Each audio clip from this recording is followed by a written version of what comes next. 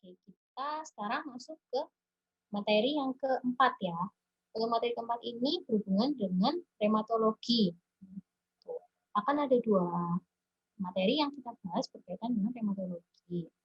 Nah, untuk materi yang terkait rheumatologi ini kan memang terkait dengan persendian ya, seperti itu. Biasanya yang mengalami masalah memang bagian lutut atau sendi-sendi kecil lain seperti sendi ekstremitas. Gitu. Dimana untuk kelainan rheumatologi ini biasanya berhubungan juga dengan sistem imun. Kita tahu kalau untuk sistem imun terkait rheumatologi ini masalahnya biasanya bisa terkait dengan reaksi hipersensitivitas juga tipe 1, 2, 3 atau 4 gitu. Nah, untuk yang pertama untuk bidang rheumatologi yang akan kita bahas ini adalah osteoartritis. Nah, osteoartritis itu juga merupakan salah satu yang keluhan yang atau penyakit diagnosa yang juga sering kita temui, baik itu mau di klinik, rumah sakit, atau tes yang lain seperti itu. Sebagai dokter umum, kita harus bisa melakukan anamnesa, kemudian pemeriksaan fisik, menentukan penunjang, seperti itu. Untuk tata laksana biasanya bisa kita lakukan tata laksana awal memang. Jadi kalau misalkan tata laksana awal belum memenuhi target, biasanya bisa kita rujuk seperti itu. Nah, untuk penyakit osteoartritis ini memang salah satu penyakit yang berhubungan dengan penyakit degeneratif, yaitu penyakit penurunan fungsi dari organ seperti itu. Di mana organnya di sini adalah tulang atau sendi seperti itu. Nah, untuk osteoartritis ini biasanya kalau misalkan kita temui pasien dari anamnesa, kita akan ketemu yang paling dikeluhkan adalah nyeri sendi. Gitu. Di mana nyeri sendinya sifatnya adalah asimetris biasanya. Gitu. Misalkan nyeri lututnya cuma bagian kanan aja atau bagian kiri aja. Gitu. Terus untuk sifat nyerinya ini biasanya hilang timbul, tapi lebih berat di saat melakukan aktivitas. Sehingga nggak jarang pasien itu juga mengeluhkan susah untuk berjalan. Gitu. Disertai dengan kalau pagi hari itu kadang terasa kaku-kaku sendinya, tapi durasinya nggak terlalu lama, kurang dari 30 menit. Bisa juga disertai kadang kok kulitnya bengkak ya bro, atau merah, itu juga bisa. Nah, kemudian dari pemeriksaan fisik yang bisa kita temui adalah nih adanya krepitasi. Kalau kita periksa romnya juga terbatas ya. Jadi kalau misalkan untuk krepitasi, kalau kita raba itu rasa ada krek, nah itu bisa. Jadi krepitasinya bisa positif ya. Kemudian romnya tadi ya itu berkurang atau terbatas. Kemudian juga sendi yang mengalami kelainan itu sifatnya asimetris dan bisa muncul juga tanda radang. Nah, untuk faktor lain yang bisa muncul saat anamnesa itu ini. Jadi memang pada usia tua ya, kecenderungannya atau memiliki riwayat cedera, misalkan entah pernah kesandung atau cedera ininya, ligamennya itu, atau punya riwayat dulu sering olahraga, atlet, kemudian atau sering main sepak bola misalkan, terus pernah ke ini pernah jatuh dan lain sebagainya gitu, atau punya riwayat sering angkat-angkat berat atau bekerja yang hubungannya dengan beban yang berat. Gitu. Di samping itu juga harus dilihat ini obesitas dan pada wanita itu diperhatikan juga ini riwayat sudah menopause atau belum. Gitu. Nah, apabila kita menemukan anamnesa dan pemeriksaan fisik yang mengarahkan oh ini kayaknya nih OA nih, kita bisa menyarankan si pasien untuk melakukan pemeriksaan X-ray genu atau X-ray di bagian sendi yang mengalami masalah seperti itu. Nah, di sini ini gambarannya X-ray genu ya, gitu. Nah, untuk kalau misalkan dari X-ray kira-kira tanda apa sih yang bisa kita temukan? Jadi yang pertama bisa muncul osteofit. Jadi adalah munculnya tulang tambahan di bagian area perifer biasanya. Gitu. Yang kedua bisa muncul kista tulang. Subkondrakis. Kemudian ketiga ada sklerosis atau pengapuran setelahnya, dan yang keempat ada penyempitan celah sendi. Nah, kalau misalkan kita sudah melakukan pemeriksaan penunjang X-ray, kita bisa mengklasifikasikan kira-kira OA-nya atau osteoartritisnya termasuk yang derajat 1, 2, 3, atau 4. Dimana kalau derajat 1 itu menyempit aja celah sendinya, kalau derajat 2 dia celah sendinya itu sempit plus ada osteofit. Terus yang ketiga itu ada udah sempit, terus ada osteofit, terus ada sklerosis. Dan yang keempat ini udah yang paling parah, jadi ada deformitas dari kontur tulang. Nah, kalau misalkan kita menemukan, oh iya, berarti pasien ini osteoartritis, gitu, maka apa yang harus kita lakukan? Tata laksananya ini memang terdiri dari dua, jadi prinsipnya hampir sama ya, seperti penyakitnya yang sebelumnya. Memang tata laksananya terkait yang non farmakoterapi sama yang farmakoterapi, seperti itu. Dengan tujuannya itu tadi, yang pertama itu untuk mencegah supaya kerusakan yang sudah ada itu tidak tambah berat. Sama yang paling penting itu adalah mengurangi keluhan dari pasien ini. Karena kan sering datangnya ya karena nyeri lututnya kan, jadi harus kita kurangi dulu nyerinya tadi. Gitu.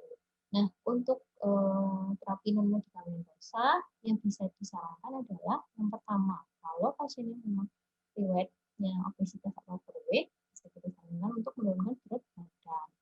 Atau yang kedua dengan menggerakkan sendi yang terkena.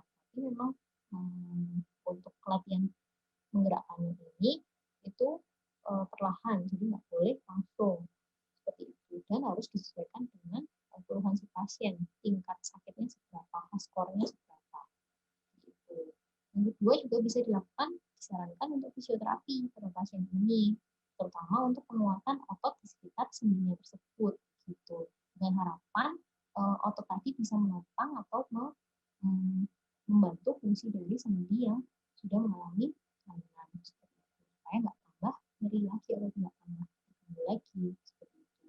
Dan juga bisa dilakukan dimulai terapi medikamentosa dengan pemberian yang pertama bisa yang analgesik topikal atau oles, kemudian juga obat oral, NSAID, kemudian juga kalau misalkan sudah berat banget sampai susah jalan, diberikan injeksi seperti itu. Nah, apabila si pasien tersebut tidak tata laksana dengan beberapa poin ini ternyata belum ada hasil, ya sudah, atau muncul keluhan adanya komplikasi atau adanya efusi sendi, ya sudah diurus saja. Karena memang balik lagi kompetensi kita itu kalau untuk osteoartritis itu adalah 3K seperti itu. Jadi ya, jadi terkait dengan osteoartritis yang merupakan penyakit degeneratif di bagian sendi. Nah, oke. Untuk selanjutnya kita akan beranjak ke penyakit rheumatoid arthritis atau RA. Nah, untuk rheumatoid arthritis ini itu adalah salah satu penyakit autoimun dalam penyakit dalam, seperti itu. Di mana berhubungan dengan inflamasi yang terjadi secara sistemik yang sifatnya dia kronik dan progresif, tambah lama tambah berat, seperti itu. Di mana untuk kelainannya ini itu terkait dengan adanya proliferasi atau peningkatan jumlah makrofag, gitu. Dan adanya fibroblas di cairan di sinovial atau di sendi, seperti itu. Kemudian ada infiltrasi leukosit, jadi leukositnya masuk ke dalam intraartikular, ke dalam sendi dan membentukkan panus. Jadi panus ini yang khas memang untuk rheumatoid arthritis yang bisa merusak kardiaku dan osteoid, seperti itu. Nah, kira-kira apa saja sih faktor risiko seorang pasien ini bisa mengalami rheumatoid arthritis atau tidak? Itu yang pertama adalah wanita, yang lebih sering. Apalagi kalau punya riwayat keluarga dengan rheumatoid arthritis juga. Kemudian disertai dengan misalkan riwayatnya punya penyakit infeksi gitu, atau usia lanjut, dan adanya faktor risiko yaitu merokok. Gitu. Nah, selain faktor risiko tadi yang bisa kita jumpai pada pemeriksaan pada anamnesa itu munculnya ini ya, nyeri sendi, tapi sifatnya simetris, jadi kanan kiri. terkait dengan kaku. Rasanya kok dibuat digerakkan agak susah, tapi durasinya lebih lama dibanding osteoartritis tadi, jadi lebih dari 1 jam. Mungkin juga disertai gejala abnormal seperti kok nggak enak badan, meriang, atau demam. Nah, kalau untuk dari pemeriksaan fisik itu bisa ditemui adanya gejala intraartikular seperti nyeri, bengkak, atau adanya deformitas. Sedangkan untuk gejala ekstraartikular yang bisa ditemui pada pasien dengan RA itu adanya nodul rheumatoid ini, kemudian keratokonjungtivitis zika, sama adanya vaskulitis. Adanya radang di pembuluh darah. Kalau kita sudah menemui anamnesa sama pemeriksaan fisik ke arah RA, maka pemeriksaan penunjang yang bisa disarankan untuk pasien adalah ini pemeriksaan LED langsung darah dan C-reaktif protein.